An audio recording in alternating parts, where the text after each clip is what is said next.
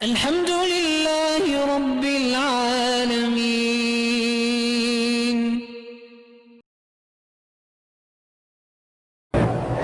کسی آدمی کو خارج کی بیماری ہو تو ریشم کا کپڑا پہن سکتا ہے، بطور علاج پہن سکتا ہے، بطور علاج جو ہے نا گنجائش ہوتی ہے۔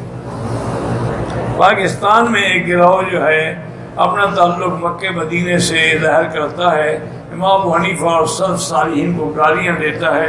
جو گالیاں دیتا ہو وہ مذہب نہیں اور نہ اس کا کوئی حرمین سے تعلق ہے۔ یہاں جتنے ائمہ ہیں علماء ہیں، سب ائمہ اربعہ کا احترام کرتے ہیں اور اپنے فیصلے فقہ حنبلی پہ کرتے ہیں۔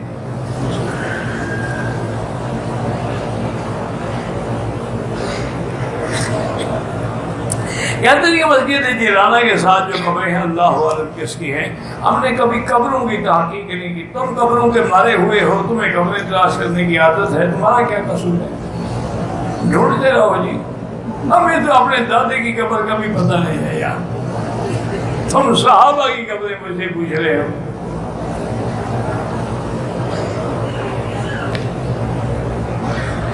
بہرحال کہتے ہیں جی کہ اب تو ایک مثال بھی آ گئی ہے کہ میکرو اوون میں اگر پلاسٹک کا برتن رکھ دیا جائے وہ نہیں جلتا، لیکن کھانا جل بھن جاتا ہے، تو یہ بھی تو ہو سکتا ہے کہ کافر کا جسم اسی طرح رہتا ہو لیکن عذاب ہو رہا۔ تو میں نے پہلے کہا نا کہ دنیا میں عذاب جسم پہ ہوتا ہے اور روح اس کے تابع ہے، مرنے کے بعد عذاب روح پہ ہوتا ہے، جسم اس کے تابع ہے، چاہے قریب ہو یا نہ ہو۔ ہر کام میں بسم اللہ کہیں، بالکل اس میں برکت ہوتی ہے، اور کل امر ذی بال، اچھا کام اگر بسم اللہ سے شروع نہ کیا جائے تو ناقص ہوتا ہے۔ کہتے ہیں کہ پاکستان میں جب جمعہ ہو رہا ہوتا ہے تو لوگ پہلے حصے میں ہاتھ باندھ دیتے ہیں، بالکل غلط ہے، خطبے تو نہ ہاتھ نہیں باندھنے، نہ پہلے حصے میں نہ دوسرے میں، تو سننا ہے، نماز تھوڑی پڑھ رہے ہیں۔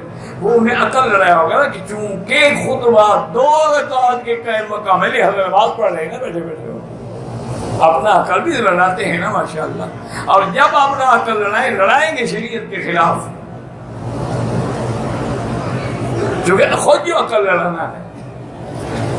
کہتے ہیں جی کہ محمد حنظلہ نام رقص، بالکل حضور کے صحابی تھے حضرت حنظلہ، جن کا لقب تھا غسیل الملائکہ۔